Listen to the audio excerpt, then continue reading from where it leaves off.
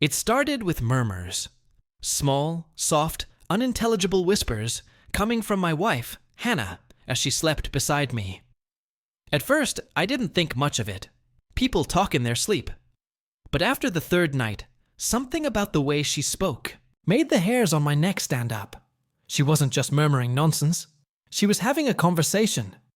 It was just before 3 a.m. on a Wednesday when I heard it clearly for the first time. She turned onto her side, facing away from me, and in a voice so tender it almost didn't sound like her. She whispered, "Eli, I miss you. I really do." I sat up slowly, trying not to wake her. My heart started racing. Eli? Who the hell was Eli? I listened for more. Nothing but steady breathing after that. She'd slipped back into silence, and I was left staring into the dark, the name echoing in my head. We'd been married for 4 years, dated for 3 before that. I'd never heard the name Eli from her mouth. Not once. The next morning, I didn't say anything. Maybe I was overthinking it. Maybe it was just a random dream. But the next night it happened again. Same name, same soft voice. "Don't forget me, Eli." This time I grabbed my phone and hit record, just in case. I played it back the next morning while Hannah was in the shower. The audio was scratchy, but her voice was unmistakable. Clear as day. "Miss you, Eli." It didn't sound like a random dream. It sounded like longing, like she was talking to someone she still cared about, someone real. So I asked her.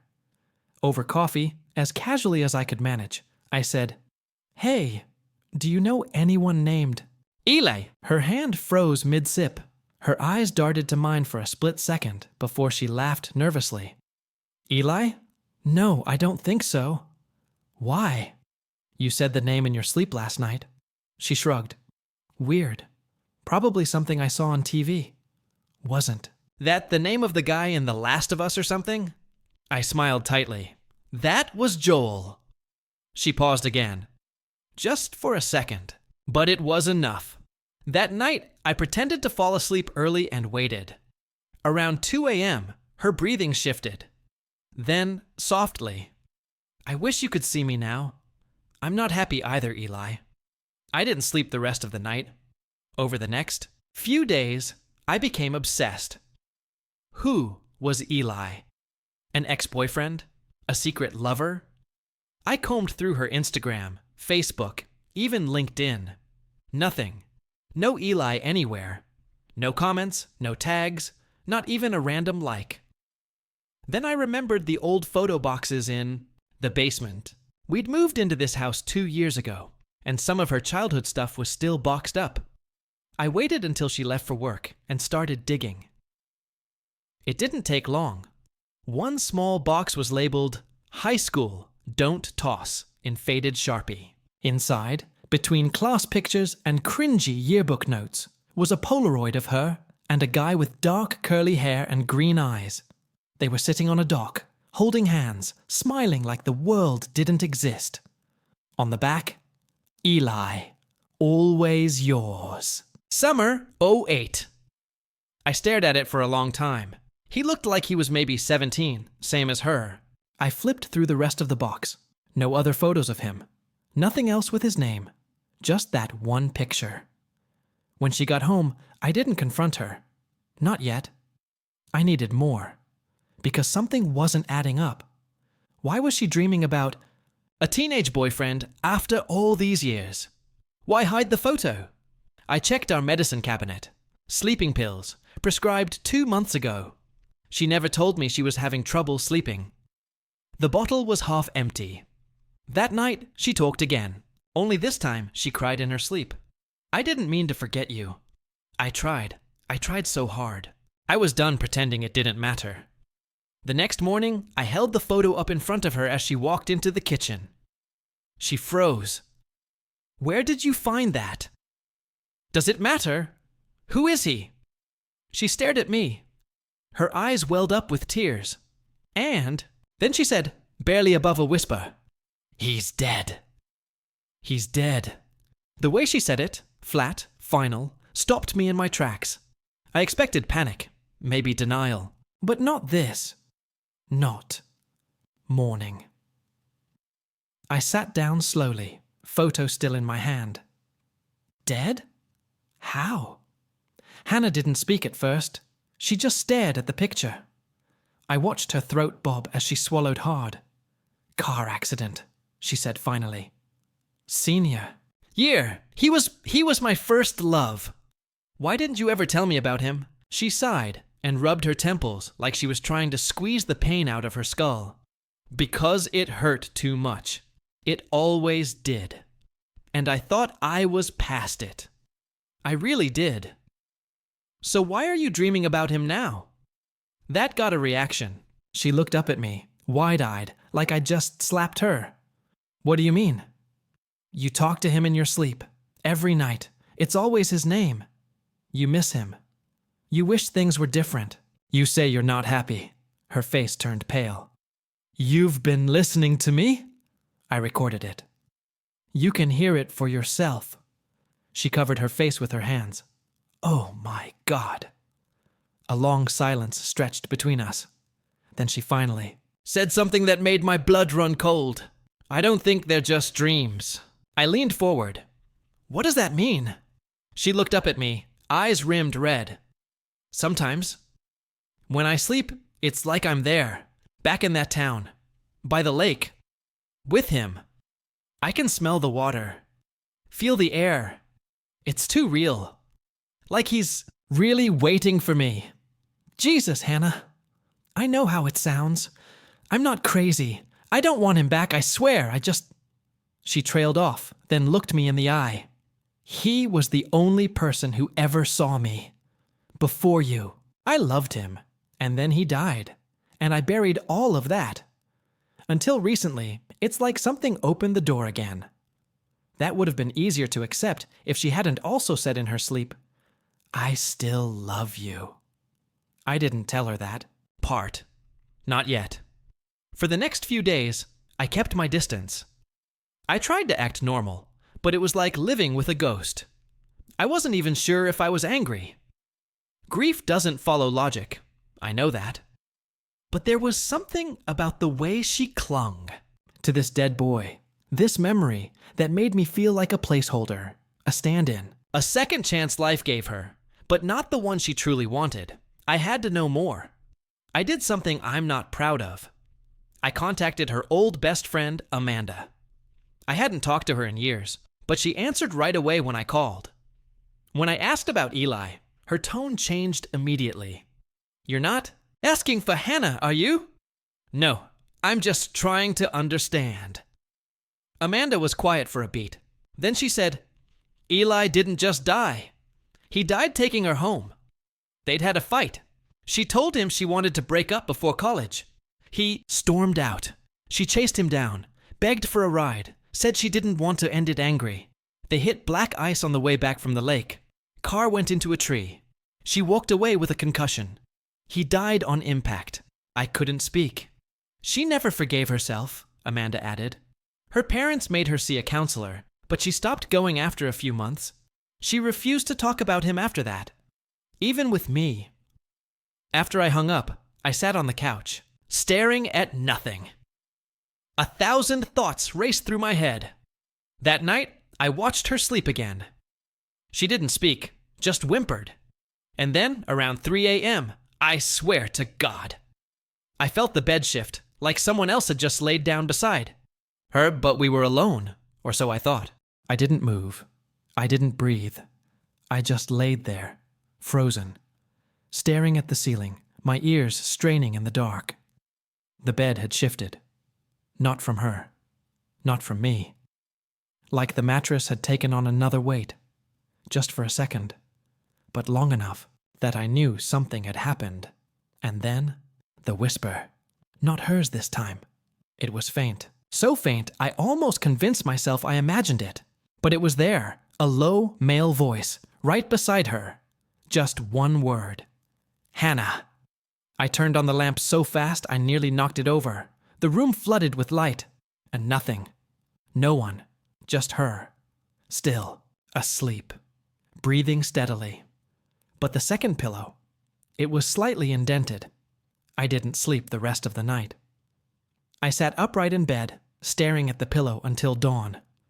By morning, I had convinced myself I was losing it. Stress, lack of sleep, paranoia. It had to be, except it happened again. 2 nights later. Same time, same feeling, same whisper. Hannah. This time, her lips moved. "I'm sorry," she mumbled. "I couldn't wait forever." I woke her. Up, she jolted upright, confused and disoriented. "What's going on?" "You said his name again." She looked exhausted. "I can't control it, Mark. There's something wrong here. This isn't just about dreams anymore." I told her about the bed, the voice, the cold air I felt for just a second in the middle of the night. Her face went pale. "You felt it too." "What?" She looked down. "A chill, like a breeze, even though the windows are closed." She rubbed her arms. "Last week, when I was home alone, I could have sworn someone whispered in my ear, but I thought it was in my head. I didn't want to believe it. But we both felt it, heard it. There was something more than memory happening here." I dug through the closet and pulled out the photo again. I stared at Eli's face for a long time. I didn't know this guy, never met him, but something about the picture felt present. Like he hadn't been gone for 15 years. Like he was still waiting, just outside our door. "I need to go back," Hannah said suddenly. "Back where?" "To the lake." I didn't want her to. Everything in me screamed against it. But I saw something in her face I couldn't argue with. Not guilt, not grief. Something close to resolve or fear. So the next weekend, we drove 3 hours to her hometown. She was quiet the whole ride. I didn't push. The lake was calm, glassy, empty.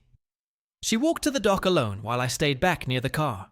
She stood at the edge, looking out over the water. Then, slowly, she sat down cross-legged, hands in her lap. I don't know how long. She stayed like that. 10 minutes? Maybe 20. When she came back, her eyes were red, but her hands weren't shaking anymore. "I told him goodbye," she said softly. "I hope he heard me." That night, for the first time in weeks, she didn't talk in her sleep. But that's not what scared me. What scared me is what I found in the morning on the nightstand. Next to my phone was a Polaroid I'd never seen before. It was the same dock, same lake, same boy. But Hannah wasn't in it. And on the back, in unfamiliar handwriting, were 4 chilling words. "Thank you for letting go." I stared at the photo for a long time. It wasn't the same Polaroid from the box. This one was newer. The colors were sharper, the image clearer. Eli stood alone on the dock, hands in his pockets, gazing out at the lake. The sky behind him was soft pink and orange, sunset, or maybe sunrise. But the strangest part? There were ripples in the water, as if someone had just jumped in or climbed out. And those words on the back? "Thank you for letting go." They weren't written in Hannah's handwriting. I compared it to the note she'd left me once, back when we were dating. The loops, the strokes, completely different. Didn't show it to her. Not right away. She had slept through the night, peacefully for once, and I didn't want to ruin that. But it haunted me. Where had the photo come from? We hadn't taken any pictures that weekend. Neither of us even had a Polaroid camera. The next few days were quiet. For the first time in weeks, the house felt like ours again. No strange whispers, no shifting in the bed, no phantom voices calling her name. Hannah smiled more, ate better, even laughed once during a rerun of a sitcom we used to love. I should have been relieved, but instead, I felt like I was holding my breath.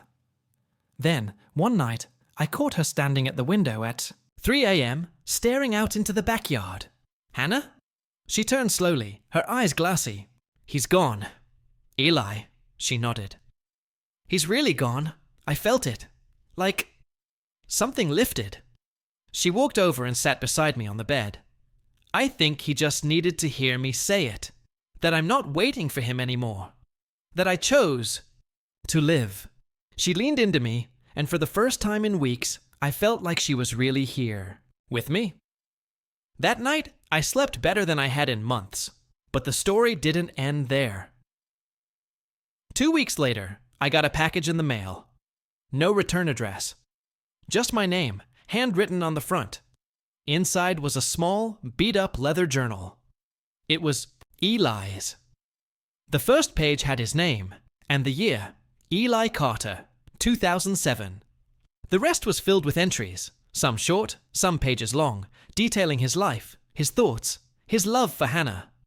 And the last entry, it was dated 1 week before the accident. I think she's slipping away, and I don't blame her. But if I could freeze time, just for one day, I'd keep her on that dock with me forever. Just me and her. Just like it used to be. There was no explanation of how the journal got to me. No note, no clue who sent it. I showed it to Hannah. She read every word, then she cried. Not from grief, but from closure. I think he found peace, she whispered. And now, maybe I can too. We buried the journal by the lake the following weekend. She said a few quiet words. I didn't ask what. I didn't need to know. After that, the dreams stopped. The whispers vanished. The chill that had haunted our house faded completely. We never spoke his name again. But sometimes, when we visit that lake, when the wind is just right and the water is still, I think about that photo. The one with Eli standing alone. And I wonder if somewhere, somehow, he heard her say goodbye. And finally, let her go.